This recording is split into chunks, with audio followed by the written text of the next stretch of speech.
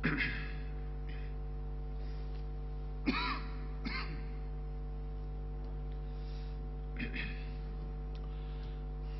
بالله من الشيطان الرجيم. بسم الله الرحمن الرحيم. السلام عليكم ورحمة الله تعالى وبركاته.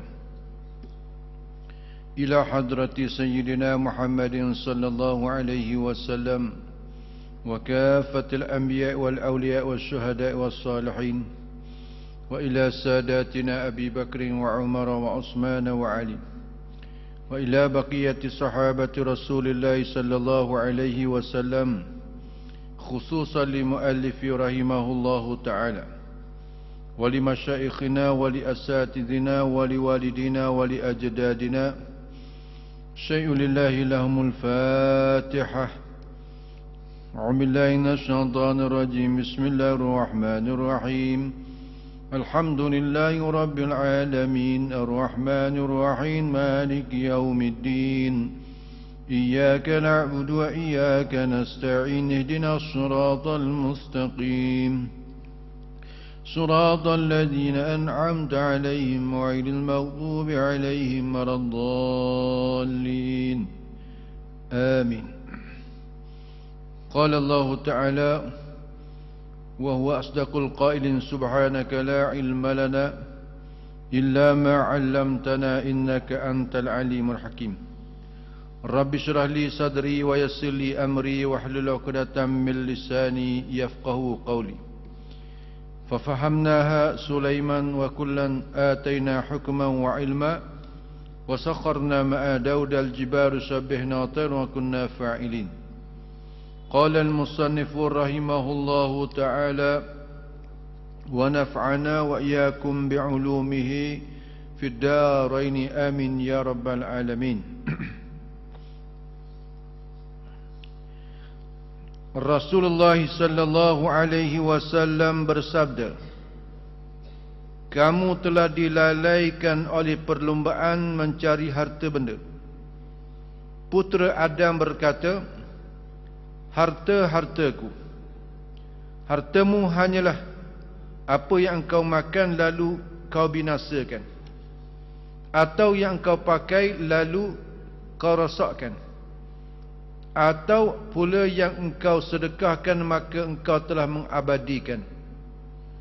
Rasulullah sallallahu alaihi wasallam bersabda, dunia ini rumah orang yang tidak ada rumah, kekayaan orang yang tidak ada harta, yang mengumpulkannya hanyalah orang yang tidak berakal, yang merebutnya hanyalah orang yang tidak berilmu, yang mendengkinya hanyalah orang yang tidak faham yakni pada agama, dan yang mengusahakannya hanyalah orang yang tidak punya keyakinan.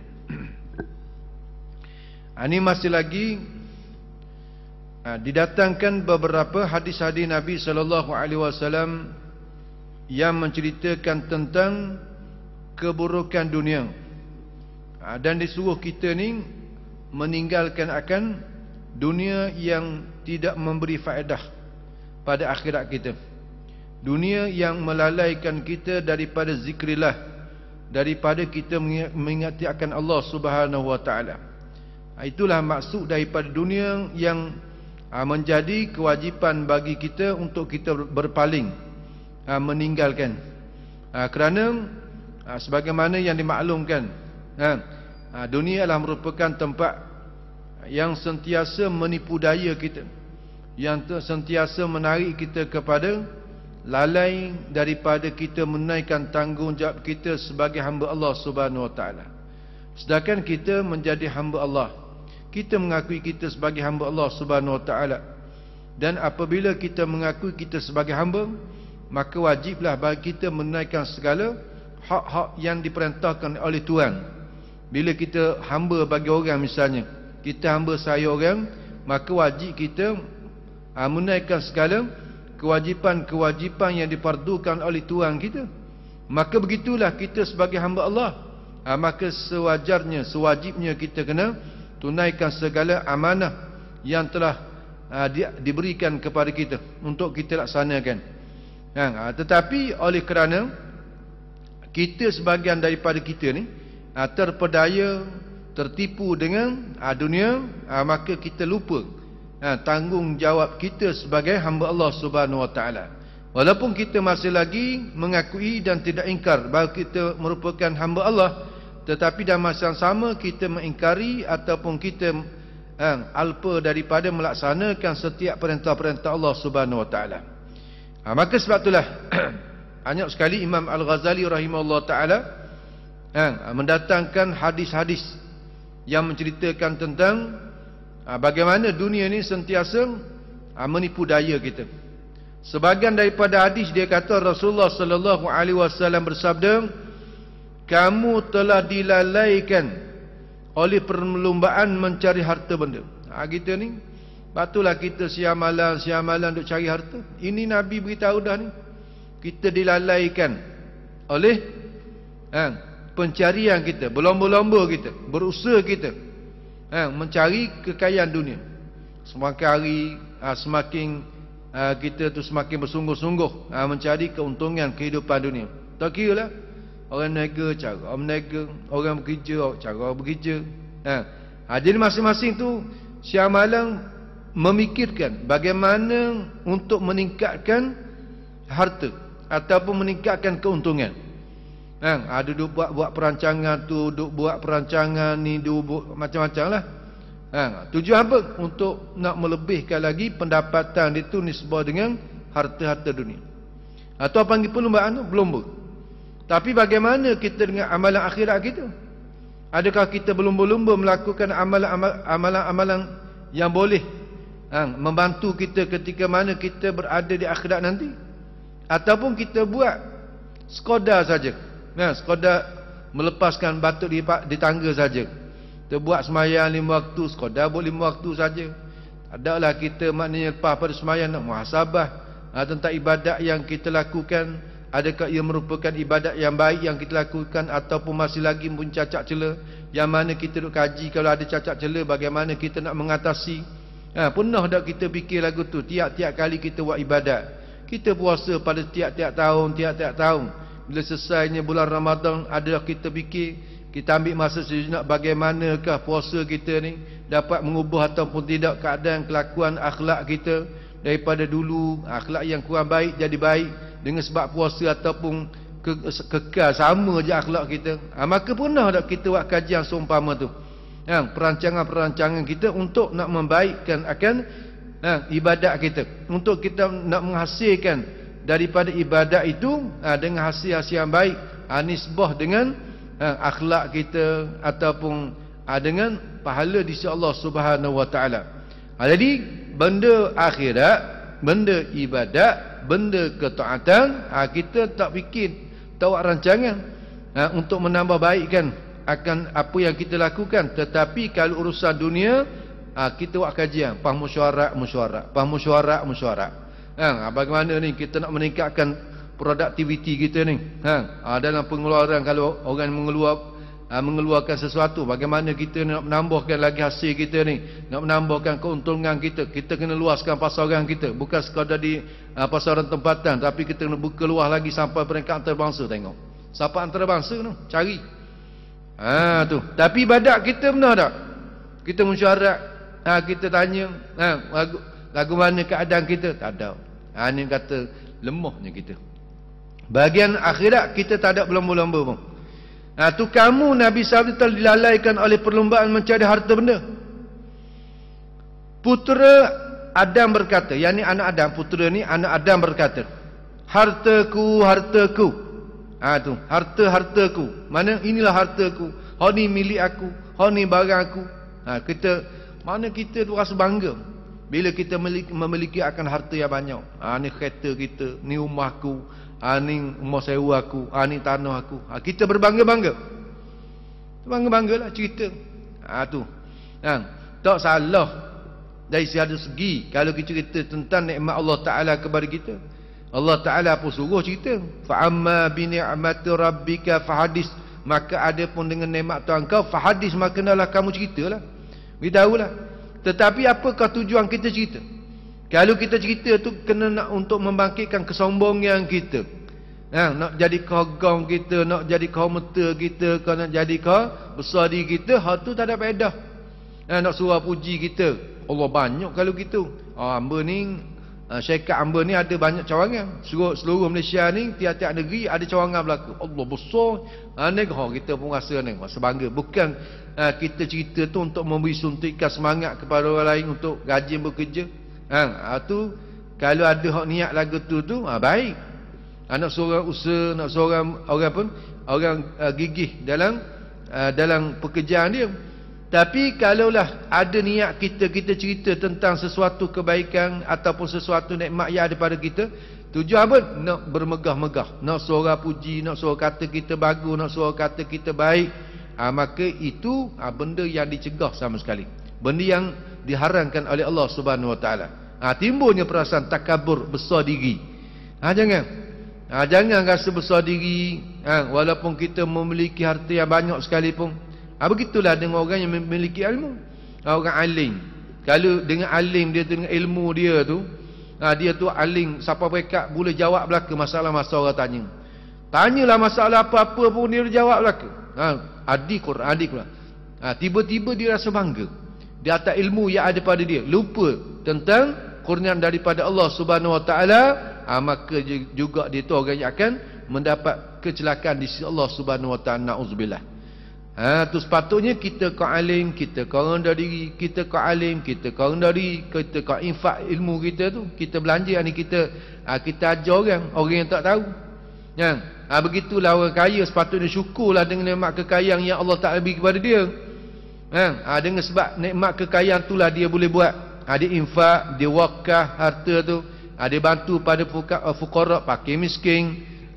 Dia boleh buat ataupun menaikkan sebahagian daripada hajat-hajat saudara dia.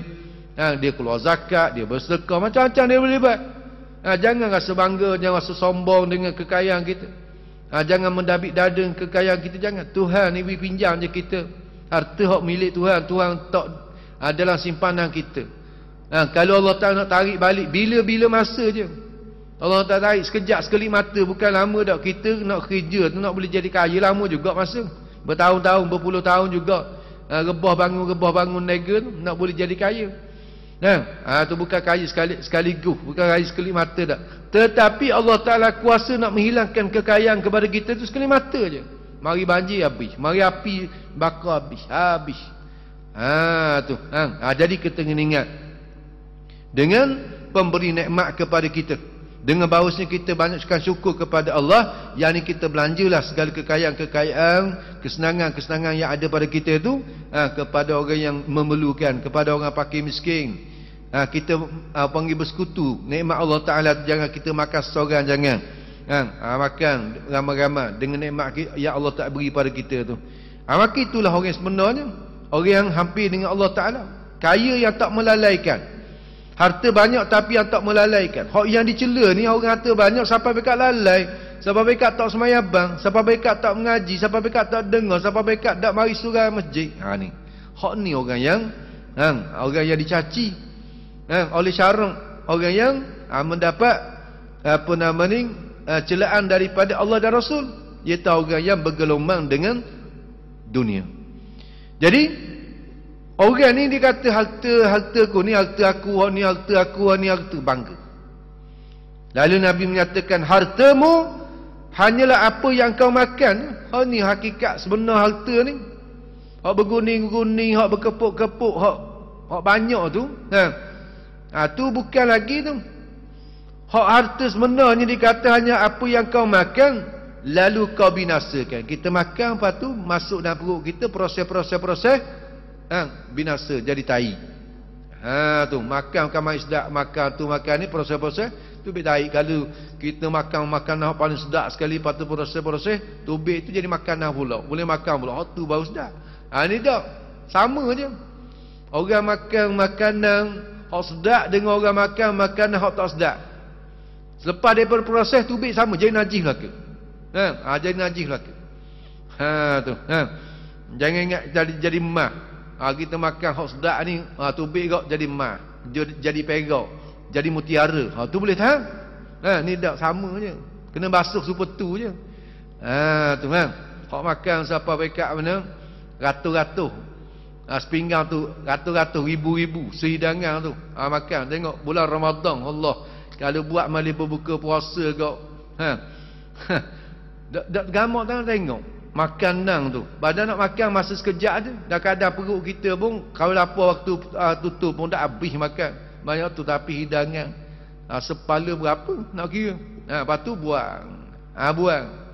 Bayangkan kalau kita panggil pakai miskin, ramai-ramai kita jamu, Allah sukanya dia. Ni kita. Kita. Nak kata gitulah suasananya. Lepas tu benda tubik tu sama je dengan orang yang buka puasa dengan apa? Minum air setegak dengan makan zam-zam 2-3 makan khumur 2-3 utir dengan air zam-zam tu. Dengan kita ni makan ayam lagi, dengan nasi biryani lagi, dengan tu lagi, sama je. Betul hak lepas pada proses sama je. Jadi nak bangga apa? Nak bangga apa? Tu. Lainlah kalau hak kita makan ni hak sedap-sedap ni tubik, jadi benda berharga. Jadi benda mahal misalnya. Boleh dijual. Tu lainlah. Tak sama je. Kalau naji tarik tu, jadi tarik juga. Tu. Jadi Nabi sabda hartamu hanya apa yang kau makan lalu kau binasakan. Makan-makan buang, makan-makan buang. Tu.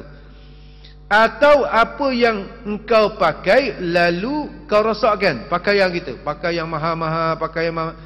Syaratnya tutup aurat je. Hak yang wajib di atas kita menutup aurat, pakaian yang memadai untuk menutup aurat. Tutup warna kulit, tutup bentukan tubuh badan kita, hak tu je. Tak nilai hak mahal murahnya. Kita gak cari hak mahal tu. Hak beribu-ribu semeter. Tu tak main lah. Hak 2-3 ya, 10 ya tu rasa gemurah lagi. Tu orang miskin kat 10 ya tu rasa gemahal dah. 10 ya semeter tu. Pakai nak baju kurung orang puan kat 4 meter 40 ya, Allah 40 ya. Nak boleh ke 40 ya sehari tu payahnya. Orang susah. Orang hak senang ni 40 ya tu macam duduk celah gigi gitu. 40 ya. 400 ya tu dah asal benda lagi. 4,000 dah asal benda lagi. Orang ada harta. Tu. Tapi orang susah ni nak boleh 50 ya sehari ke Allah aku sembang kerja. Siang malam. Soalan kata kerja sungguh nak boleh ke 50 ya. Nak boleh sia sama. Usahnya. Tu. Jadi kita yang berbangga sangat dengan harta. Sedangkan syarat menutup aurat ni bukan syarat ni daripada pakaian yang mahal harga. Syarat benda yang menutupi. Tak apa dah.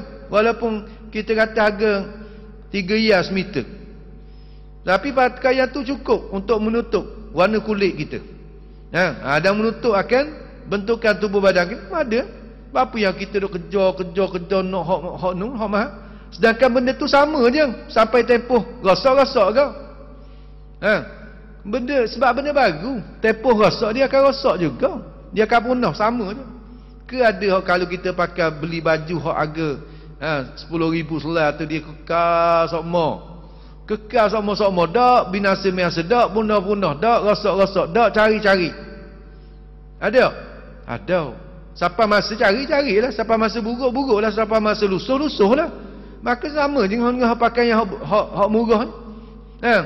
Bukan kata pakaian murah tu dia 2-3 hari saling 2-3 hari cari dak siapa pekat gitu. Kalau kita beli hak baju bandar pun lama pakai. Baju bandar tapi lama pakai.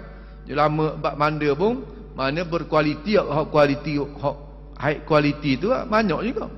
Kualiti tinggi. Banyak juga. Tu boleh pakai sampai bertahun-tahun, malah ada. Bukan syaratnya pakaian tu mesti mahal. Tapi bila dah kita ni ada sifat takabur sombong, kita nak pakai hak tu lalu. Nak pakai ni. Dan kan orang tengok biasa je. Malaikat kita rakyat ni hamba ni pakai baju ni beli di Itali ni. Harga sepasang tahu tak? 15,000. Cerita pula nak suruh orang puji nak suruh tu. Padahal pakai hak 5 hias meter pun ada salah. Ada orang tuan ni baju mu 5 hias meter pakai ada. Bukan ada tepek-tepek harga pun. Sebab apa sombong kita. Benarnya hati kita tu sombong.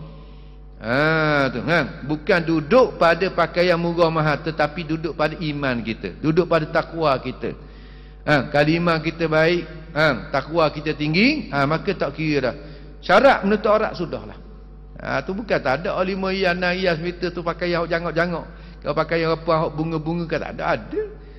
Tapi oleh kerana kita tu ada sifat-sifat tertentu, maka kita pilih hak mahal-mahal tu. Tu. Dah apalah kalau kita mampu. Hak yang dicegah ni sebab sampai melalaikan kita. Kita bersungguh-sungguh nak cari pakaian hak mahal tu, sampai lalai kita daripada ingat kepada Allah, tertipu kita dengan dunia. Sanggup kita tipu, sanggup kita makan risuah, sanggup kita makan riba, sanggup kita nipu orang. Sebab apa? Kita nak hidup mewah. Nak hidup mewah.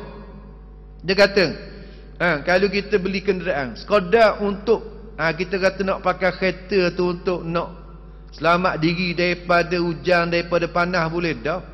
7-8 ribu 5-6 ribu pun ada lah ni dah. Tiba-tiba kita nak cari hak mewah. Patut mewah terlibat dengan hutang, terlibat dengan riba misalnya. Kemudian apa tu kena kita terpaksa kita tipu orang misalnya. Macam-macam kita buat. Kerana nak mendapatkan kemewahan, kita nak memuaskan nafsu kita. Hak tu salah. Tapi kalau kita harta kita dah tak apalah, kita usaha-usaha dengan cara yang baik, cara yang halal. Apa tu kita beli pun hak kenderaan yang mewah kita masuk, ada masalah hak tu. Hak ni hak dibimbangi. Dengan sebab kita nak kepada mewah, kita tak kira dah hukum halal haram dia tak tepi dah. Asal boleh kehendak nafsu kita, kita je. Kita buat je. Asal boleh duit je. Tak kira dah duit tu haram ke halal ke. Tu orang ulu kat bawah meja ni duit teh ni, duit teh sebeban. Mana tebal tiga keping bata. Tebal duit teh. Ni hak bagian risuah, makan risuah. Biasa aku ni. Ini bukan risuah ni. Ni duit teh. Kalau anda tukarlah nama duit teh ke, duit kopi ke, duit laksa ke, duit laksang ke. Kalau ada kosak tertentu, bukan dia tu. Ada masalah tu. Tu duit masalah tu. Jadi begitulah. Hak salah, hak betul. Hak salah mana? Hak dicela ni iaitulah kita nak dapatkan sesuatu, terpaksa kita kena ambil cara tak betul. Sehingga kita tu kena curi, terpaksa kita kena menipu orang, terpaksa kita kena buat zoling, terpaksa kita makan riba tu. Sebab apa? Sebab nak hidup dalam keadaan mewah. Kaki kau kata kita apa benda pula? Pakai kereta gitu je, pakai baju gitu je. Kita pada pandangan kita saja. Orang tak salah. Ada dengan martabat kita. Nak mewah-mewah. Kita boleh beri kenderaan tu dengan cara tunai, cash. Walaupun kereta tu kereta biasalah. Bukan kata hak model baru. Tu model baru. Dah apa dah kita pakai Skoda kita ni. Tapi kalau kita beli hak mahal-mahal, kita beli hak yang kita kata yang hebat-hebat tu, ataupun hak yang model baru kot, terpaksalah kita terlibat dengan hutang, terlibat dengan riba, terlibat macam-macam terlibat lah. Tu buat pinjaman ni, kalau pinjaman bank konvensional pula dengan cara riba, tu lagi berat kita. Kita tanggung buat rumah sekadar nak lepas daripada panas hujan boleh dah. Tapi siapa mereka utang baris. Tu siapa mereka utang baris. Sebab apa? Nak tunjuk di atas kemewahan. Inilah benda yang dicegah. Tu kan. Sekadar kemampuan kita dan sekadar taraf kita. Jangan siapa mereka utang baris. Jangan siapa mereka paksa kita nak nipu orang. Tu nak siap ke rumah kita utang baris, nak siap ke rumah kita tipu orang, nak siap ke rumah tu makan risuah. Tu salah. Kita bukan nak hidup sehari dua ni. Kena ingat makan minum kita kena jaga. Kullu lahmin nabata min haramin fannaru aula bih. Tiap-tiap daging yang tumbuh daripada makanan haram, fannaru aula bih, maka neraka itu, api neraka terlebih utama dengan dia. Lepas tu kita makan kita daripada duit haram, lepas tu kita belanja pula anak isteri kita daripada duit haram. Bayangkan tiap-tiap satu daging yang tumbuh, setitik darah yang terjadi daripada makanan haram tu, setitik baru. Mana segut sikit baru daging ataupun setitik darah yang terjadi daripada makanan yang haram. Maka Nabi kata fannaru aula bi, api neraka tu terlebih utama dengan dia. Bayangkan kalau suruh tubuh badan kita, darah yang mengalir daripada harta haram, daging-daging yang tumbuh, disuruh tubuh badan kita daripada makanan haram, daripada duit haram, bagaimana? Lebih layak lagi lah kita dicampur oleh Allah Ta'ala ke dalam neraka. Ni berat. Kita nak kepada mewah sehingga kita lupa kepada hukum tadi. Tengok orang hok judi, bayang. Orang hok minat judi, dia suka judi. Kemudian judi tu dia bila dia menang, bukan dia makan seorang, dia beli beras, dia beli ikan. Lepas tu makan bukan dia seorang, anak bini dia, cucu cicit dia makan. Allah, habis. Tu jadi masalah yang kadang-kadang orang tak cakna. Dia tahu perbuatan tu haram, kan kata tak tahu, sebab benda ni diketahui di atas dalam agama kita secara darurah. Orang tahu belaka. Orang bukan Islam pun dia tahu arak ni tak molek. Haram tak haram tu syukur kita di sisi agama dia. Tapi dia tahu peminum arak dia pun tambah. Orang peminum arak. Tu, dia pun meci dengan orang peminum arak. Kita ni agama kita pakai tolak selalu dah. Arak tu haram, arak tu diri arak tu najis. Najis kena pakaian kita wajib kena basuh sampai bekat gitu. Dan peminum arak ni sama ada mabuk tak mabuk mesti kena hukuman. Di sisi syarak dia ada hukuman yang khusus bagi orang yang minum arak. Tak nanti mabuk, tak nanti langgar orang, barulah dijatuhkan hukuman. Semata-mata minum tu maka wajib di atas orang yang berkuasa menaikkan tanggungjawab, iaitu menjatuhkan hukuman di atas mereka yang jadi minum arak. Jadi kemudian hasil daripada tu macam mana? Hasil dia sama hasil arak ni.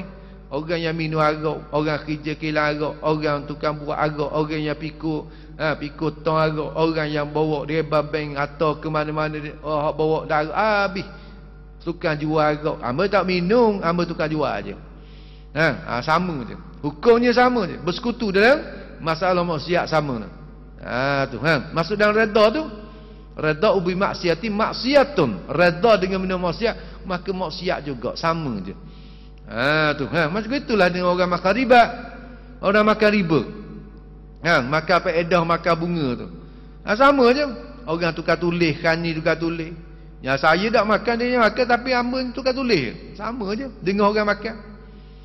Jaga bagian jabat riba tu, jaga. Sama je. Tu. Dia nak kata bersekutu. Ada segi dosa dia. Pasal tu kita ingatlah kita ni. Kehidupan kita ni kehidupan yang sementara saja, kehidupan yang tak lama ni. Tu, nak tahu mana, nak kaya tahu mana, nak sedap tahu mana kehidupan kita ni. Tu. Atau pula yang kau sedekahkan, yang dia pada harta kau, maka kau telah mengabadikan. Honinglah hak yang kekal abadi. Harta kita hak sebenarnya ialah harta yang kita infakkan untuk kebajikan. Hak tu harta itu. Hak yang akan memberi kebaikan kepada kita selepas daripada mati kita. Harta yang kita keluar zakat, harta yang kita bersedekah, harta yang kita beri pada orang, kita tolong orang, sama ada di atas wakaf ke, di atas jalan hebah ke, di atas jalan hadiah. Kadang-kadang kita hadiah barang, ataupun kita hebah beri, ataupun kita wakaf barang. Hamba nak wakaf lah tanah sekeping hamba ni untuk buat madrasah misalnya, untuk buat pusat-pusat pengajian, macam-macam lah kita buat. Maka itulah pada hakikatnya harta yang akan dapat membantu kita ketika mana kita bangkit pada hari kiamat. Jadi untuk barang yang abadi, kekal, barang tu. Ada pun barang ni mainan atas dunia ni rosaklah ke, rosak punah hilang, rosak punah hilang. Tu silih berganti harta tu. Cara tengok makan kita hari-hari makan, lepas tu kita berok hari-hari lah. Makan pagi, berok petang. Makan tengah hari, berok malam. Makan petang, berok pagi esok pula. Tu proses dia. Buang hak yang kita tu. Ada pun harta yang kita sedekah, dia kekal. Tu kekal. Sebab itulah Nabi menyatakan iza mata banu Adam, apabila matilah oleh seorang anak Adam, in qata'a amaluh, nescaya terputuslah oleh segala amalan dia, illa bisalasin, melainkan 3 perkara. Mana 3 perkara? Yang pertama, sedekahtin jariyah, sedekah yang jariyah ni. Nak buat sedekah dengan harta kita. Maka sedekah kita walaupun 5 sen kita masuk, lepas tu orang guna, misalnya buat kebajikan. Kalau masjid gak buat beli tiang masjid tu 5 sen yang kita masuk tu masuk juga dah tiang masjid. Untuk beli barang tiang masjid tu, maka selama mana diguna pakai masjid selama itulah mengalir. Walaupun kita mati ratusan tahun sekalipun tetap mengalir. Qadar 5 sen tu mengalir. Tu 5 sen. Tuan tak sia-siakan. Kalau RM1, kalau RM5, kalau RM100, kalau RM1000, bayarkan. Ni hakikatnya yang kekal abadi. Tapi kadang-kadang sayang orang ni. Sayang nak masuk dalam tabung masjid, nak masuk dalam tabung surga ke? Sayang nak pergi infak, nak pergi belanja ke madrasah-madrasah. Sayang rasa sayang. Rasa macam kehilangan. Gitulah kita kalau nak buat kebajikan kita akan rasa sayang. Tapi kalau nak buat benda bukan kebajikan, tu rasa mudah je. Mudah je. Kalau kita nak belanja orang, pakai miskin tengok, pakai miskin pergi jalan. Kita nak beli makanan ke apa, rasa sayang je. Sebab apa? Kita rasa kehilangan. Sedangkan benda tu yang kekal, kita nak panggil dia ajak makan sekali ke ataupun, tapi kita tekah kita sendiri, belanja makan sedap-sedap, kita tak fikir dah. Tak fikir sayang dah. Dah kita kerja untuk makan kan, bukan kerja nak sipang saja. Tu betul kita. Tapi betul orang lain tengok pakai miskin. Nak beli nasi bajet ke, nak beli apa, beri sebuku seorang. Allah sukanya dia. Terima kasih dia. Lepas tu dia doa pula. Mudah-mudahan kita panjang umur, mudah dia jadi doa orang hak payah, orang susah ni, orang miskin ni, Allah Taala mudah makbul. Sebab dia tu doa tu ikhlas sungguh. Tu orang yang susah. Sebab tu doa orang yang dizalimi tidak ada hijab antara dia dengan Allah Taala, tak ada hijab. Allah Taala tarik, buang hijab. Mana Allah Taala terima je, perkenankan doa orang kena zalim. Begitulah doa orang yang fakir miskin ni. Bila kita beri bantuan ke dia, Allah sukanya. Kita beri makanan-makanan hak sedap-sedap yang dia tak biasa makan, Allah sukanya. Hamba ni sekali ni baru sama hidup makan benda ni. Tak ajing, dengar sangat makan tapi tak mampu beli. Tu suka dia. Tapi kalau kita belanja hak biasa makan dak, ni dak sedap, anak kedan sedap, dia iktiraf pula. Kalau kita pergi bungkusan makanan kita ni makanan ni apa hak kita buat hari ni, kita beri makanan hak dia beri. Dia tanya pula kita beli kedan ni. Beli kedan ni bukan nak terima kasih. Tak apa saya terima kasihlah. Dia tanya dah beli kedan ni, kita kedan tu dah jadi makanan. Biasa dah jadi, kedan tu jadi. Jadi macam kita ada harga kita beri. Ni orang hak senang, orang kaya, dia sombong. Tu nak terima tu sombong. Bukan main. Nak royak pula lain kali kalau nak beri kambing, beli makanan kedan tu, aduh. Nak kata sombongnya. Ada pun orang miskin, dia tak kira. Belilah kedai mana pun dia akan terima. Alhamdulillah, syukur. Di atas nikmat Allah Taala dia rasa. Batulah kita ni kena banyak bantu kepada orang yang fuqara, pakai miskin ni. Mudah-mudahan dengan sebab tu menyebabkan hati kita jadi mudah, jadi lembut. Tu. Jadi nak cerita di sini bagaimana hakikat dunia. Hakikat dunia banyak membawa kepada keburukan. Hak yang kita kejar tu, siamalan tu, banyak membawa kepada kemusnahan dalam kehidupan kita. Kita bimbang kemusnahan kehidupan di akhirat nanti. Mak takut hilang pedoman kita, hilang punca kita. Ketika mana bangkit pada hari kiamat nanti, tengok tak ada amal kita, kosong amal kita. Sia-sia amal yang kita buat, tak ada faedah. Harta banyak tapi tak arah, tak infak, tak belanja harta tu. Kita mati, hak dapat senang siapa dia? Ahli waris kita, anak-anak kita, isteri kita. Lepas tu dia tak ingat dah kita, dia berburu pula. Dia buat hal dia. Tak ingat langsung kita ni selama ni sembang duk kerja, duk cari makannya. Ada simpan harta, dia boleh ke dia, dia lego kau tu, lego kau ni. Ni banyak juga berlaku dalam masyarakat kita sendiri. Yang perlu kita kena ambil iktibar, ambil pengajaran. Dan Rasulullah sallallahu alaihi wasallam bersabda lagi. Rasulullah bersabda, dunia ini rumah orang yang tidak ada rumah. Ad-dunya darun liman daralah. Dunia merupakan rumah tempat bagi orang yang tak ada rumah dah. Kita ada rumah ni, kita ada tempat kampung halaman kita asal. Mana kampung halaman kita asal? Syurga tu lah. Tu kampung halaman kita asal.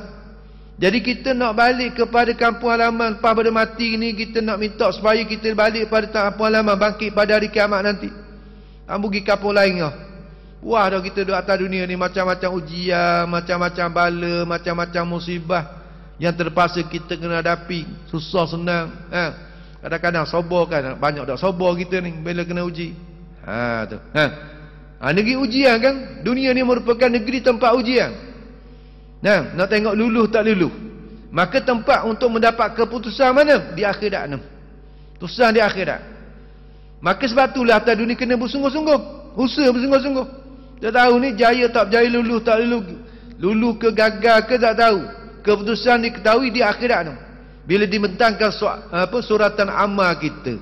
Waktu tu baru tengok banyaknya merah. Allah tu patut timbang pula suratan amal yang kita buat tu. Daripada amal kejahatan dan amal kebajikan tu hak mana berat timbang pula. Allah Taala nak tunjuk di atas adilnya Allah. Bukan Tuhan tu nak seksa kita sesuka dia tak. Dia ni maksudnya dia nak tunjuk di atas sifat keadilan. Padahal Tuhan tahu dah. Kita ni ahli syurga ke, kita ni ahli neraka ke, Tuhan tahu dah. Tapi yang Tuhan buat juga tu sebagai nak suruh makhluk ni menyaksikan tentang sifat adilnya Allah. Untuk timbang amalan mana hak yang baik, amalan mana hak lebih berat, amalan kebaikan ataupun amalan kejahatan. Timbang tengok. Maka ketika tu bila kita mendapat keputusan, keputusan bahawasanya amalan kita tu banyak hak jahat, boleh lagi kita nak rating balik. Kalau anak-anak kita kalau gagal kan, boleh ambil periksa semula. Tak lupa ambil mula. Ambil kertas Julai ke tak kira lah. Ambil semula boleh. Tu boleh lah mana. Dan kalau tak ambil periksa pun bukan jadi ke mudarat, bukan jadi ke mati. Boleh lah minta kerja-kerja, boleh lagi tu. Kalau gagal periksa atas dunia ni, kalau tak lulu peperiksaan, bukan bermakna mati dia. Dia boleh usaha ke lain pula. Tak boleh nak sambung akademik lebih tinggi. Dia masuk bahagian giat bara ke misalnya, masuk bahagian kemahiran. Tu dia boleh buat lagi. Nak kata atas dunia ni ada masa lagi, ada tempat lagi walaupun kita gagal. Tetapi kalau kegagalan di akhirat, tak ada dah masa, tak ada pilihan dah. Dua je tempat, syurga dengan neraka je. Bila gagal, neraka. Bila jaya, lulus, syurga. Dua tu je. Tak boleh nak duduk tengah yang hamba syurga tak, neraka tak. Ada ni. Kumpulan duduk atas pagar tak ada. Dia gagal dengan lulus. Maka sebab itulah sebelum daripada kita sampai di sana, maka kita atas dunia buatlah sebanyak mana amal yang kita mampu, amal yang kita dapat. Jangan kita sia-siakan usaha yang ada pada kita. Tu. Sebab itulah katanya setengah daripada syair dia kata, innama hazil hayatu mata'un. Innama hazil hayatu mata'un. Adapun hanya senya adalah kehidupan ini merupakan kesenangan yang sementara saja. Kehidupan tadi sementara je senang. Kita duduk sihat-sihat sekejap ni ya sihat. Lagi sampai masa kita sakit-sakit lah. Learning got sihat, learning got gagal, learning got boleh ke mana-mana learning. Ikut kita nak pergi boleh ke mana-mana. Adakah begitu sama kita? Tak, sampai masa duduk atas setengahnya duduk melepek je atas toto, melepek je atas lembek. Tu mana selama ni orang gagah? Ada dah. Tuan tukar dah. Tu orang tanya kita lama dah apa mak tu dak pergi masjid apa? Tak boleh lah ni. Duduk atas wheelchair dah lah ni. Sakit lutut dah gerak langsung lah ni. Bangun tak boleh. Bila air pun payah. Tu dulu kan main. Pusing gotoh, pusing habis. Jadi kesenangan yang kita kecapi hari ni sementara je. Sementara Tuhan tak ubah lagi. Sementara Tuhan tak paling lagi. Maka masa kita dapat kesenangan ning lah. Kalau orang yang tahu, orang yang faham, maka masa ni lah dia gunakan seluruh masa dan kesenangan yang ada ni untuk melakukan ibadat kepada Allah. Ketika mana? Ketika usia masih lagi muda, tu sihat ni. Sebab Nabi SAW menyatakan min wasayar Rasuli SAW, setengah daripada wasiat pesanan Rasulullah SAW, Rasulullah nasihat kepada salah seorang daripada sahabat baginda, iaitu Abu Zar. Apa dia setengah daripada pesanan Rasulullah kepada Abu Zar? Ya Aba Zarrin, Ya Abu Dzar, wahai Abu Dzar, ightanim khamsan ba'da khamsin. Ightanim, rebutlah oleh kamu khamsan akan 5 perkara, qabla khamsin, sebelum datangnya 5 perkara. Rebutlah, rebut sungguh-sungguh 5 perkara ni sebelum datangnya 5 perkara yang akan datang, yang akan merosakkan kamu. Apa dia 5 perkara yang disebut oleh Nabi? Nabi asalnya pesan kepada Abu Dzar, panggil sebab sebabnya Nabi sabda ni sebab pesan wasiat kepada Abu Dzar. Tetapi ibrah, pengajaran secara umum, kita pun masuk juga boleh ambil pengajaran daripada hadis Nabi SAW.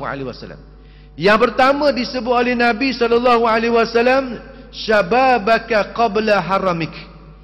Syababak, iaitulah muda engkau, qabla haramik, sebelum datangnya waktu tua. Waktu muda ni kita tengah jangok ni, kita tengah gagah. Gagah lah, muda ni sabit dengan gagah lah. Tu tua jangok ni dak nanti muda, tua pun hak jangok ada lagi. Bak jangok ni. Tu bak jangok, bak lawak. Tengok apa umur 80 jangan main kalau pergi panggilan. Pergi panggilan dengan orang mati. Tu dan dia tu gak bau, sembuh situ sembuh sini. Tu jangan main. Umur berapa dah? Umur 85 dah tapi kan main. Tu pakai yang tu. Tu bunga situ, bunga sini, sobek situ, sobek sini. Sengit situ, sengit. Oh, jangan main. Dah tu lagi. Matching lagi. Daripada tudung sampai ke kasut, matching lagi. Kalau pink lagi. Bik tangan pink. Tu bik hok dalam hok cek pun pink, dah hok jual hari ke pink.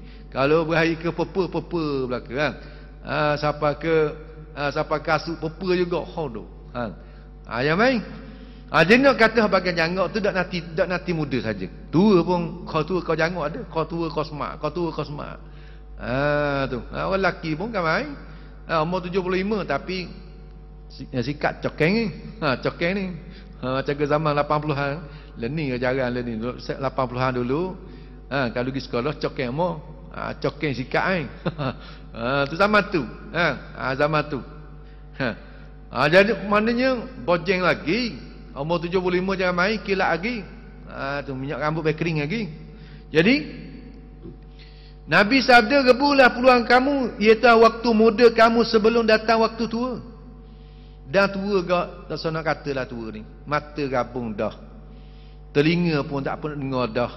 Pernafasan pun terhungat-hungat dah. Nak mari ke masjid, letih. Tapi kalau naik bukit besar tak apa. Sanggup buat cari bantuan oksigen naik tahu kisah. Mari masjid, hamba dah boleh ni penat sikit, letih sikit dah boleh. Pergi masjid sakit lutut, sakit gout, sakit macam-macam kau nak mari masjid. Tak ada program masjid ni. Hari ni tak apa sihat hari ni. Tapi kalau saing telefon pagi-pagi buat benda gak mari kedai roti jana lu, kena roti jana telur 2 teh. Selalu je. Tu kalau nak pergi sendiri telefon anak. Saya pun cucu, mari kau ambil toking nak pergi jumpa saing. Kalau cucu kata dia kejap, marah lalu. Orang minta sekali, minta tolong sekali dah boleh. Marilah cucu pergi bagi kedai. Duk lepak dah apa? Nak pergi amaya subuh, nak pergi semaya jemaah subuh, dah boleh, dah boleh. Dia bangun sakit situ, sakit sini, sengal situ, sakit sengal sini. Tapi pergi roti canai 2 teh, segar lalu. Bawa macam orang muda dah, berang dan buat. Ni nyakit. Penyakit masyarakat kita ni, penyakit masyarakat kita. Jadi masa muda lah kalau nak sungguh buat ibadat. Jangan nanti tua. Nak baca Quran, learning lah. Nak dengar ke, masa learning lah. Dan kaki ketar baru nak mengaji. Nak tulis benda dah, ketar tangan ketar, ketar. Ustaz kata tulis lah ni. Ni benda penting. Nak tulis kan tangan ketar ni. Tangan ketar waktu nulis, tapi waktu makan boleh ada beru dah makan. Tak ada ketar kenalin dah waktu makan. Ni. Jadi waktu muda ni kita rebut belah pula. Ada kita tengok tak ada orang muda ni. Hok main gaji tak ada muda faham mana ni. Tu. Tinggal orang lama bukan tua dah, lama sikit. Tu. Dan yang kedua Nabi sabda wasihhataka qabla sukmik. Waktu sihat kau sebelum datangnya waktu sakit. Waktu sihat. Waktu kita ni sihat tubuh badan ni tak ada sakit apa. Adalah sakit sikit-sikit denyut kepala ke sakit iga tu tak bilangan lah tu. Sakit mata ke apa sakit sendi sikit-sikit. Hak sakit berat ni. Siapa mereka dah nak bangun kena stroke misalnya. Waktu sakit berat tu. Kena stroke. Orang kena jatuh boleh jalan lagi. Kena jatuh kena buah pinggang, kena darah tinggi boleh jalan lagi teka-teka tapi kena stroke. Hak yang kalau mati sebelah tubuh dah nak jalan mana dah. Nak makan sendiri tak boleh dah. Tu kena orang tu belaka, cimbegok orang tu. Makan minum kena orang suap, orang masuk apa tu. Jangan sampai kita pekat tu barulah. Nyesalnya aku. Waktu sihat aku dulu duk pergi main golf. Tu pergi main golf. Pergi main tu, pergi main ni mainan banyak kita. Mainan banyak sangat mainan kita. Kau nak apa? Kau nak kiamat ni kau banyak mainan tubik, macam-macam mainan tubik. Dan mainan kau tubik semua. Budak, remaja, orang tua, orang muda, orang lelaki, orang puang, sekutu molek. Kalau bab mainan. Tubik belaka. Tengok pesta benda apa tubik belaka. Berderet belaka. Penuh kereta. Siapa mereka kena akut. Dah kereta kacir. Anak dah 7 orang, lepas tu cucu pula ada 7 orang kereta kacir. Pergi aku, pergi separuh dulu, lagi dengan mari aku. Sanggup aku. Masjid sanggup aku. Ada kuliah ni. Kita akut lah. Ada. Kalau misalnya pihak masjid buat bah percuma sekali, tak ada. Bah percuma ni pihak masjid menyediakan bah percuma. Minta kumpul di setempat. Dari babah pergi tunggu sejam setengah. Habis lah kuliah sini. Tak ada orang lagi. Mari di tempat bah tu. Nak kata, kalau lah benda kebajikan tak ada. Ada. Tu. Tapi kalau benda-benda nafsu kita berair, hari ni kita ada program ni. Program sukan ni. Sila berkumpul di tempat ni pukul 8. Pukul 7 tu penuh dah. Tu pukul 7 tu penuh dah orang. Ni nak kata. Ni benda yang berlaku kita boleh tengok dengan mata kepala kita. Hak berlaku ni. Program-program yang kalau melibatkan benda yang nafsu kita berahi penuh. Hak nafsu kita berkenang penuh. Tubik belaka. Mak tu, tok nyang, tok ki tubik belaka. Tubik belaka. Sukanya, suka. Tapi kalau hak ni enggak ada lah, tak ada. Tengok kalau pasal minggu ke pasal malam ke pasal malam tu habis pergi sekeluarga pergi. Kita kalau main ngaji kita je. Tak bawa isteri, tak bawa anak-anak mengaji. Takak ni wajib. Hak ni wajib ala kulli mukallafin. Wajib di atas tiap-tiap mukallaf syar'an pada syarak. Ngaji ilmu ni ilmu qada fardu ain, ngaji usuluddin, ngaji fiqh, ngaji tasawuf. Tu wajib pada syarak di atas tiap-tiap mukallaf. Mana kalau kita suami saja mengaji bab usul, kita reti bab usul. Bab usul din kita mahal. Mahal tu mahal kau ni, habis mahal belaka. Tapi isteri kita tak tahu, maka dosa isteri kita. Bukan fardu kifayah ni, fardu ain. Kalau fardu kifayah dah apalah. Suami saja mengaji bab fardu kifayah, kemudian lepas dah keluarga tu. Tapi bila sebut fardu ain, walau apa ayah mengaji, anak mak tak mengaji, anak-anak tak mengaji, maka dosa mak ayah. Dosa mak, dosa anak-anak. Lepas tu kita dosa tak? Dosa juga kita bagian kita tak ajar. Ataupun kita tak ajar. Sama ada kita tak ajar dia, kita balik ajar. Ataupun kita tak ajar, kita ajar dia mari sekali. Ataupun kita menyediakan guru bagi dia. Rumah kita misalnya ada ruang, anak cucu kita ramai, susah nak mari, kita cari seorang guru, sediakan untuk mengajar fardu ain. Tu. Mesti kena jalan. Barulah tu. Tu. Tapi kalau kita pergi tempat-tempat pasar malam pun penuh pergi belaka. Hak dukung tak dukung. Hak tengah dalam 40. Pergi tengah 40 anak tengah gini ni. Musim-musim kahwin. Bawa musim-musim kahwin. Masjid surau akan main. Nak kata undang-undang masjid surau tak boleh. Kanak-kanak tak boleh. Orang tua hak lajak umur tak boleh. Budak-budak ni hak bawah 15 ke bawah. 15 ke bawah tak boleh. Pasal tak ada lah ni masjid. Budak-budak tak ada lah ni. Orang tua sangat pun tak ada. Tapi pasal malang penuh. Pasal malang hok kepong ni. Kepong ni, bawa ni. Tu. Siapa berekat gitu. Ning lah. Mana tanggungjawab kita? Tu Nabi suruh ni, waktu sihat engkau sebelum datang waktu sakit. Lomba-lombalah kita buat ibadat pada waktu kita sihat, waktu kita muda ni berbuklah. Dan yang ketiga disebut oleh Nabi, wa ghinaka qabla faqrik, waktu kaya engkau, waktu senang engkau sebelum datang waktu fakir, sebelum datang waktu susah engkau ni. Dan mari waktu susah agak tak ada apa dah. Waktu senang ni lah. Waktu kita mana ada kenderaan, waktu kita ni waktu kita ada harta, waktu ni lah kita nak mari, nak mengaji, nak dengar, nak buat ibadat pun. Dan waktu susah ke susah pula, nak cari tu, nak cari ni, kena kerja tu, kerja ni, macam-macam buat kerjaan. Maka sebab itulah kita kena ingat, waktu ni silih berganti kepada kita. Tiap-tiap seorang tu akan silih berganti. Kita semua manusia akan melalui proses yang pertamanya muda belaka. Tak ada orang sudah tua lalu, beranak tua lalu. Ada. Beranak sakit dah. Ngeng sakit dah. Tua apa? Beranak umur 80. Ada. Muda belaka proses. Kita semua lalui zaman tu.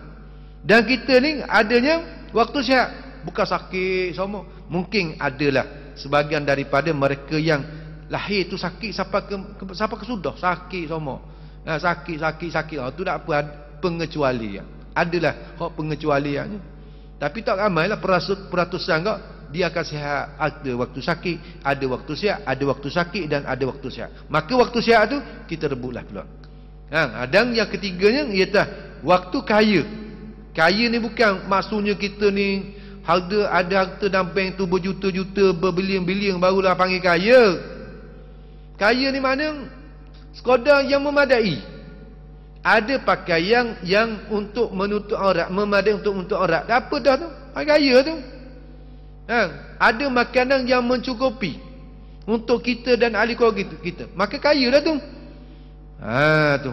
Ada kenderaan yang berpatutan, yang sepatutnya kita. Maka boleh orang panggil kaya lah tu. Bukan nanti kaya ni ada rumah sewa banyak, ada tanah air banyak, ada kapal di laut banyak, ada kapal terbang 2-3 utir misalnya, barulah kaya tu. Kaya juga tapi hak kaya yang dikendaki pada syarat ni bukan sampai pekat dobik di utara tu. Tu. Jadi waktu senang kau sebelum datang waktu apa-apa ataupun waktu susah. Maka kita rebutlah peluang. Dan yang keempat, wa faraghaka, dan waktu lapang kau, qabla syughlik, sebelum daripada waktu datang waktu kesibukan. Waktu lapang kita ni, jangan kita tunggu waktu sibuk baru kita nak tu. Sibuk tak, busy, tak tu tak ni. Ada dah nak tu, dah nak tengok, nak jenguk ahli keluarga sendiri pun dah. Sibuk sangat ni. Siapa ingat kalau setengahnya anak-anak ni tak ada masa nak jenguk mak ayah. Tak ada masa nak jenguk mak ayah. Sibuk sangat. Tu. Kalau ada sebab-sebab lain tu tak sempat nak jenguk dengan sebab-sebab lain, hak tu lain lah. Ni sebab sibuk. Sibuk. Maka jangan. Nabi suruh pilih. Kita masa ruang kita ni jangan tangguh. Ada ruang buat ibadat. Ada ruang buat ibadat. Lepas tu waktu sibuk-sibuklah. Waktu kerja lah. Tapi waktu tenang kita usahakan untuk kita buat ibadat. Tu cara dia. Dan yang kelima, wahayataka qabla mautika. Ni hak ngabisan ni. Wahayataka, dan hidup engkau qabla mautik, sebelum daripada memati. Dah mati ada apa dah lah. Hak tadi sakit tadi boleh lagi duduk atas tikus, duduk atas beg ke, duduk atas totur ke, subhanallah, astagfirullah, minta ampun, dah lagi boleh lagi. Biar tangan dia nak gerak dah, kaki dia nak gerak dah apa, tapi akal masih ada. Masa tu boleh lagi subhanallah, alhamdulillah, Allah akbar, astagfirullah, dah lagi ada masa lagi. Kalau nak buat lah ada masa lagi. Tapi kalau mati dah masuk kubur, tak ada dah lah. Astagfirullahalazim duduk dalam kubur tu. Ada lagi? Tak ada masa dah, tak ada peluang dah kita. Sebab itulah rebutlah peluang-peluang yang dinyatakan oleh Nabi SAW. Maka sebab tu katanya syair ni, innama hazil hayatu mata'un, hanya kehidupan ini, iaitu kehidupan di atas dunia, merupakan kesenangan yang sementara saja. Ingat ni, sekejap je Tuhan pinjam je. Kalau Tuhan nak ambil balik, bila masa Tuhan nak ambil balik? Tengok mata Tuhan beri sekejap kita ni. Ha. Kau lama kau tarik, kau lama kau tarik, kau lama kau tarik. Ha, kau panggil kau gabung. Tengok orang pakai spek kan. Ha, 2-3 tahun tukar pula power kau kurang. Tukar pula. Ha, mana nikmat tu kau tarik semua. Telinga kita. Ha, kita tak apa lagi cakap dengan orang tua, kita jekah. Tak malas cakap dia ni. Ha tu, kena jekah semua. Bahasa dak dengar ni. Sudah dengar. Kenapa orang ada? Tak dengar. Kayak siapa masa kita orang jekah kita pula lagi. Jangan jekah orang itu. Siapa masa kayak kita jekah orang pula jekah kita. Bahasa dak dengar semua cakap. Payah awak kira ni. Ha tu. Mana Tuhan tarik dah nikmat. Dulu dulu kita orang duduk jauh dengar sosek dengar. Dulu macam ke telinga pacak dah. Pacak kan? Telinga pacak tengok. Kita duduk sini ni dia dengar tak mari dah. Tu. Tu. Telinga litak. Dia duduk hidung jauh tapi dia dengar je ada orang main air sini mari tu. Mari hal dah. Tu. Dulu masa muda kan main kita. Mata kita kalau duduk jauh sayup mata mandang boleh kenal lagi orang, boleh cang lagi. Tu learning depan mata dah apa dah. Tu jangan sampai Tuhan cabut nikmat tu barulah kita nak sedar masa ni lah. Dan wasafihu aljahulu man yastafiha. Dia katanya ni kata syair Arab. Dia kata orang yang bodoh ni as-safih, orang bodoh. Siapa dia orang bodoh? Al-jahulu man yastafiha. Ialah orang bodoh ni orang yang jahil, yang mencari-carikan akan dia akan kehidupan ni. Orang duduk loba sangat, duk cari sangat, duk tuntut dengan kehidupan dunia yang menipu daya ni. Tuntut sangat sampai siang malam duk pisah. Lagi tak boleh. Siapa tinggal kewajipan yang ditentukan, yang diperdukan oleh Allah. Inilah yang kita kena takut. Dan ma madha fatin wa mu'ammalu ghaib. Dan dikata ma madha, apa yang telah berlalu, benda berlalu dah, benda lepas dah. Fatin lupu je. Dah sana carilah benda lepas dah. Hari semaring. Boleh tak kita tarik balik hari semaring? Tak boleh dah. Tak boleh tarik dah hari semaring. Hari masa pagi tadi kita nak tarik dah. Pagi tadi tu, pukul 7 tadi. Boleh tarik sekarang ni. Pukul 10 ni kita tarik pagi tadi. Tak boleh dah. Hak lepu dah lah. Barang lepu dah. Tu lepas. Wal mu'malu ghaibun. Dan benda yang kita angan-angankan tu, hak tu ghaib, hilang. Benda hak kita cita-cita, benda hak kita angan-angan tu, hak tu dia akan lenyap, hilang. Cita-cita tu, cita-cita ni, angan-angan tu, angan-angan ni, banyak sangat angan-angan. Tu. Jangan kita hidup ni banyak sangat angan-angan. Cita-cita tu banyak. Tu, cita-cita akhirat dah apa cita-cita dunia ni. Tu. Jadi kena banyak cita-cita akhirat kita ni. Tamanni, cerita dengan kematian. Maknanya dengan amalan-amalan akhirat kita banyak cita-cita. Tapi dengan dunia jangan. Nak cita-cita tu, nak cita-cita ni, jadi syabuk kita. Syabuk. Duk dengar baik rumah, tengok kena besar lagi rumah ni, kena baiki gitu lagi. Jadi akhirnya menyebabkan kita banyak benda yang lupa. Dan walakas sa'atul lati anta fiha. Dan bagimu dia katanya, walakadang adalah bagi kamu ni, bagi engkau as-sa'ah, dia telah hanya waktu allati anta fiha, yang engkau berada dalamnya sekarang ni. Kita sekarang ni duduk learning, waktu yang ada kita dah tahu kayak gini. Waktu madi al-padah, waktu al-padah saning tu, taning, tadi, semalang, mari dulu. Auto panggil lepas dah nak kata apa dah tu. Lepas dah nak tarik balik dah tak boleh dah.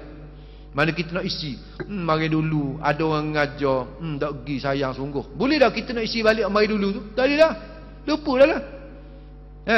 Dan barang yang akan datang ni, panggil benda mustaqbal kayak gini. Kita tahu ni. Kita hidup kedak kayak gini.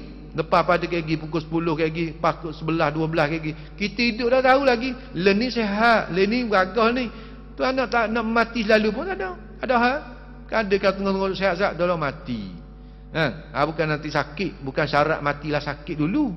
Ramai mana hok yang mati dengan tak sakit, sihat, tengok duk galak, tengok duk suka-suka, sudah mati. Tengok duk main, boleh ada, tengok duk jogging, boleh ada mati.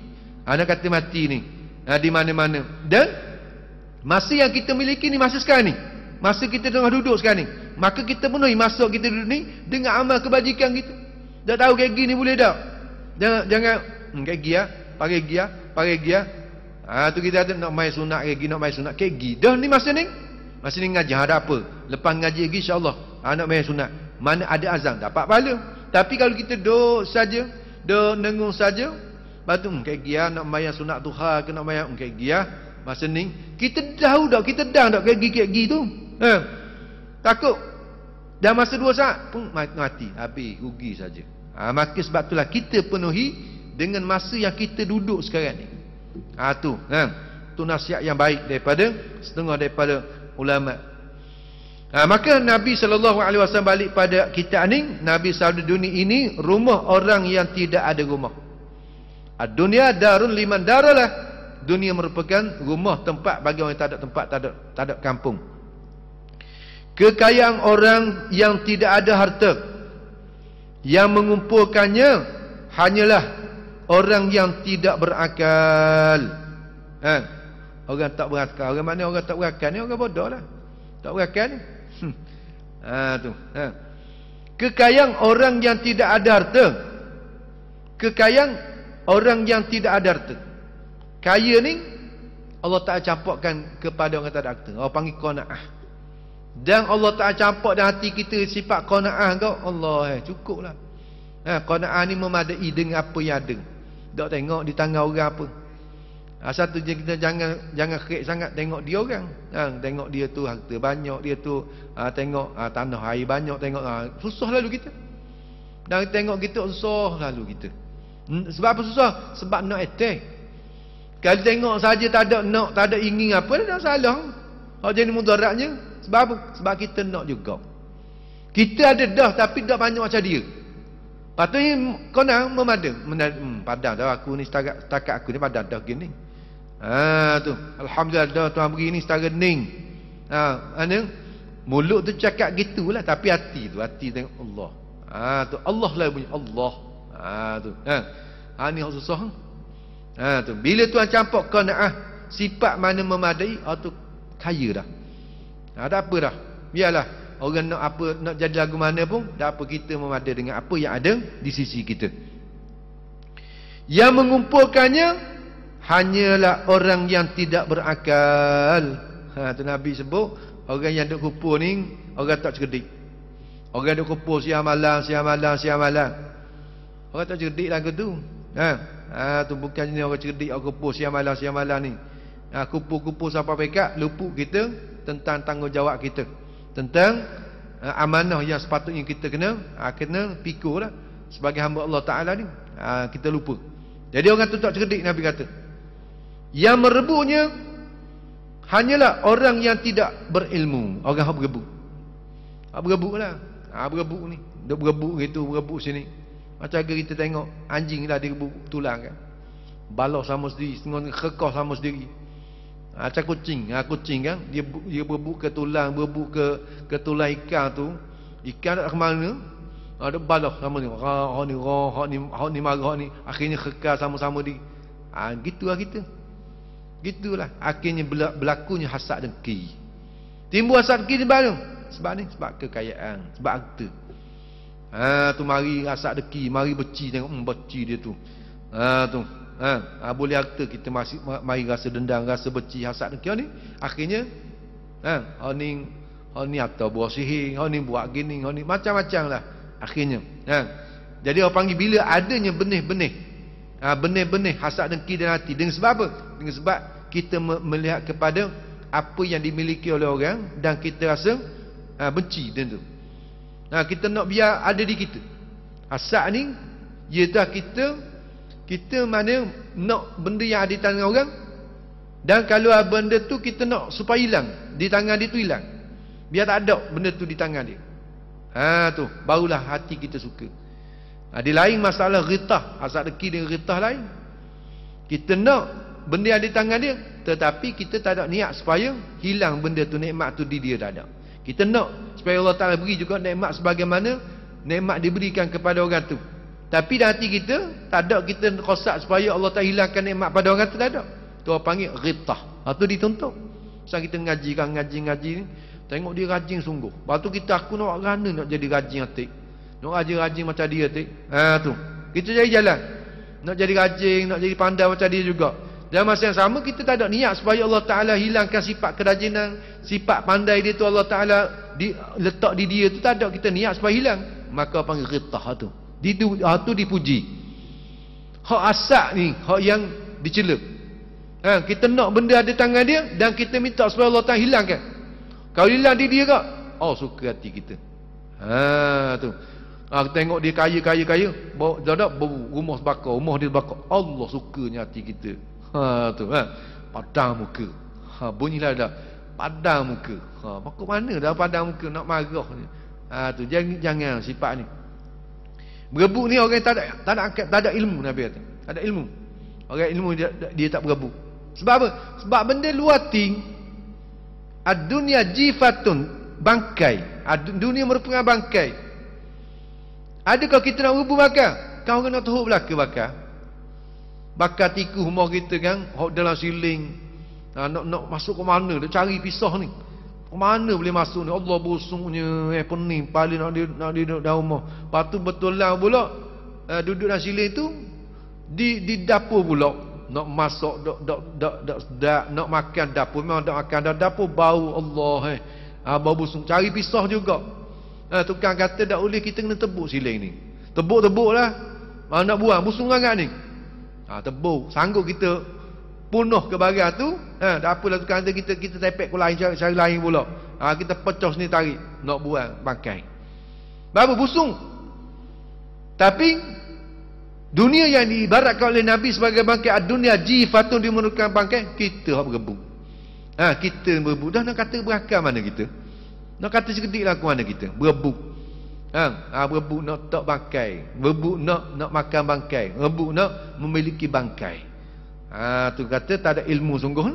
Jadi Nabi sebut betul dah ni. Kalau Nabi royak tak salah sikit pun. Tu hak salahnya kita.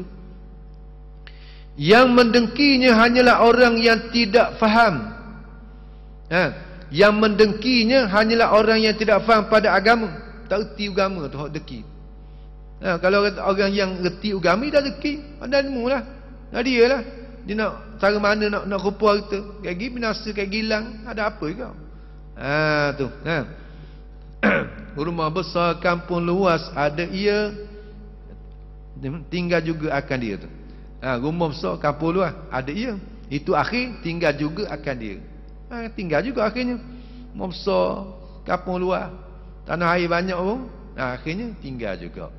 Kemudian hak kekal ikut kita apa dia? Amal kita. Hak ni lah hak yang akan jadi pembantu kepada kita, amal kita. Kalau bukanlah amal kita banyak, maka selamat kita. Tapi kalau kosong kita, katung kita ataupun bekasan kita kosong daripada amal soleh, amal kebajikan, tak ada lah kita, kosong. Nak musafir dalam keadaan tak bawa benda, duit tak ada, pakaian tak ada, makanan tak ada, bagaimana musafir kita? Tak, dunia ni susah dah kita. Duit tak ada seseng, tak ada berseria pun. Kemudian pakaian pun tak ada, makanan pun tak ada. Makanan boleh dah kita musafir. Hal tu kita buat pilihan atas dunia. Akhirat tak ada buat pilihan dah. Kena musafir semata dah, sampai masa mati. Walaupun amal kita kosong, walaupun amal soleh kita kosong dan amal kejahatan kita banyak sekalipun, sampai masa Tuhan panggil, hal tu kena gilah kita. Tu tak nak tangguh dah, ya Allah tangguhlah. Tu sebulan setahun lagi, ya Allah kena amal ni, taubat tak ada. Sampai masa iza jaa ajaluhum la yastakhiruna sa'atan wa la yastaqdimun. Apabila datangnya ajal kematian seseorang, maka Allah Taala tak akan mentakhirkan walaupun satu saat, dan Allah Taala tak mendahulukan walaupun satu saat. Sampai pun waktu dia mati. Tu kena ingat. Dan yang mengusahakannya hanya orang yang tidak punya keyakinan. Orang yang usaha sungguh-sungguh ni.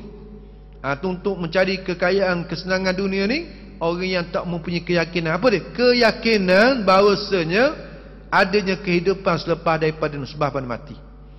Maka di sanalah sebenarnya tempat yang perlu kita kena kumpulkan kekayaan, ialah kekayaan amal kita. Patutnya kita kena mendahulukan amal akhirat kita. Sebab situ kita nak guna, nak belanja amalan kebajikan kita ketika bangkit pada hari kiamat nanti. Hak yang kita buat duk kumpulan ini, hak ni atas dunia je. Tu yang kita tak boleh bawa sekali, tak boleh. Tu kan. Tengok orang kaya setara mana semua, tak ada orang tak khanda daripada emas, ada. Ada. Tu orang tak sihat kalau buat khanda daripada emas. Tak sihat. Kalau orang hak biasa, kalau kayu tu kayu kapur tu. Kalau kayu tu kayu masak tu lah. Hak dia bawanya. Rumah hak bertikat-tikat tak ada dah. Harta yang tamu-tamu tak ada, orang selik jang Rolex. Pakai jang Rolex, jang tu macam-macam jang. Masa mati kan orang pakai jang Rolex. Ada. Pakai batu delima, batu zamrud, harga RM100,000 misalnya. Betul. Ada tak? Ada. Kosong ni, tangan kosong. Walaupun hatta waktu hidup dia tu pakai spek mata, mati dah tak spek mata. Ada ke pakai? Tak ada. Malah gitu je. Selas pinggang sungguh. Dia orang kaya tu selas pinggang, apatah lagi orang miskin. Ada tu. Tu. Jadi nak kata kehidupan kita ni biarlah kita berkeyakinan. Kena ada yakin sungguh. Bukan sekadar kita kata kita ni mati hidup balik kau dah tu. Tapi dari segi keyakinan kita tupur lagi. Yakin, kau tak percaya tu jadi kufur. Ni kita tak penuh keyakinan kita. Kalau orang penuh keyakinan, maka dia mendahulukan akan amal akhirat daripada amal dunia dia. Tu. Sebab itulah kata lagi setengah daripada ulama, dia kata innalillahi ibadan futanan. Bahawanya Allah Ta'ala ni mempunyai akan hamba-hamba yang cerdik. Allah Ta'ala ada memiliki hamba-hamba yang cerdik. Siapa dia? Talaku ad-dunya wa khalafu al-futana. Iaitulah mereka yang meninggalkan akan dunia dan takutkan kepada fitnah. Ni orang hamba Allah Ta'ala yang cerdik. Tu molek kita gantung syair-syair ni. Gantung dalam kereta, gantung di rumah. Kalau Tok Gua hamba dia pesan gitu dulu. Kalau tengok syair-syair molek-molek ni, tepek di pintu apa? Di pintu pondok. Ingat ni, nak tidur, ingat tengok baca. Tu, tok di dapur, nak goreng-goreng tu, tulis ni. Ingat aku ni, kalau aku rebut macam ahli dunia, bodohnya aku. Ni, bagi Allah Ta'ala tu ada hamba Allah Ta'ala yang cerdik. Futanan, orang fatanah cerdik. Siapa dia? Talaqud dunia wa khaful al-futana. Dia telah mereka yang meninggalkan dunia. Maksudnya meninggalkan dunia yang sia-sia, meninggalkan dunia yang tidak ada faedah, dan takutkan fitnah. Takut fitnah ni. Jaga, bimbang fitnah. Kalau kita banyak harta, banyak fitnah, banyak musuh kita. Tu banyak musuh. Lagi pula kita orang kaya kedekut misalnya, lagi ramai musuh. Tu kan. Jadi jangan kita suka mencari musuh. Dan katanya ulama, wa nazaru fiha falamma alimu, nazaru fima falamma alimu. Iaitulah mereka yang merenung dunia. Mereka yang merenung dunia, tahulah mereka itu bahawasanya annaha laisat lihayyin watana. Bila dia tengok, dia renung ke dunia ni, maka dia tahulah bahawasanya dunia bukan tempat tinggal sebenar bagi orang yang hidup, bukan. Tu. Ni tempat tipu daya. Kau renung sungguh tengok, sungguhlah dunia ni, dunia yang menipu daya sungguh. Nawak sungguh hidup dunia ni. Tu banyaknya masa aku habis. Cuba kita duduk seorang, kita renung. Cari wakah-wakah tepi-tepi sawah padi, tetanggi kau. Ya, ada wak padi pun. Pergi tengah-tengah bendang tu, ataupun kita pergi di jeti, duduk tepi-tepi sungai, duduk jeti, duduk seorang tatang, duduk mendengar aku.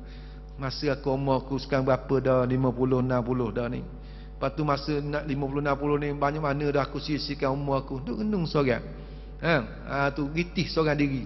Tengok masa Allah banyaknya masa aku, ya Allah, aku sia-siakan. Tu penting nak suruh kita mikir. Tu ambil kajian. Kita kaji dia usah buat kajian atas orang lah, buat kajian atas diri kita masing-masing. Sebab kita akan berhadapan dengan saat-saat genting ketika berada di alam barzah ni masing-masing. Anak-anak dia nak tolong waktu tu, anak isteri kita dia nak tolong waktu tu. Mereka doa-doa aje. Mana kita terpaksa kena hadapi waktu tu. Seorang diri. Tu. Kita kalau pergi musafir mana takut bimbang ajak anak. Main teman ayah nak pergi seorang bimbang kok. Boleh lagi. Kalau mati boleh buat gitu, boleh tahan.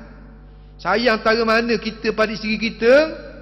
Ada suami kata tak apalah, hamba korban mati sama. Cakap boleh. Hidup bersama, mati bersama. Lautan api sanggup kerenangi. Boleh cakap belakang. Tu. Cakap boleh buat kata-kata. Tapi ada isteri sanggup. Kasih sangat ke suami ni. Tak ada dah suami. Saya nak cari. Dan gitu kita tanah sekubur gitu. Tambah. Tu. Lepas pada dah je. Ada selalu dah. Kumbang bengik. Kumbang cari kumbang dah. Bunga cari kumbang. Bukan kumbang cari bunga dah. Bunga cari kumbang dah. Tu. Ni. Jadi kalau orang cerdik ni, orang fikir kaji, dia kata bahawa kehidupan dunia bukan kehidupan orang hidup ni. Dan ja'aluha lujjatan wattakhadhu salihal a'mal fima sufuna. Ja'aluha, menjadilah oleh mereka akan dunia ni lujjatan, akan sebagai laut yang bergelora. Mereka mandang kepada dunia walaupun tenang, tetapi hakikat merupakan laut yang bergelora. Laut yang bergelombang ni, dunia ni. Nampak tenang je. Jangan. Tu, tapi hakikatnya lah merupakan laut yang setengah bergelora ni. Bila-bila je kita boleh dilanda badai. Wattakhadhu. Dan wattakhadhu, menjadilah oleh mereka itu salil amal, akan amal yang salih, fiha, pada dunia, sufuna, sebagai bahtera.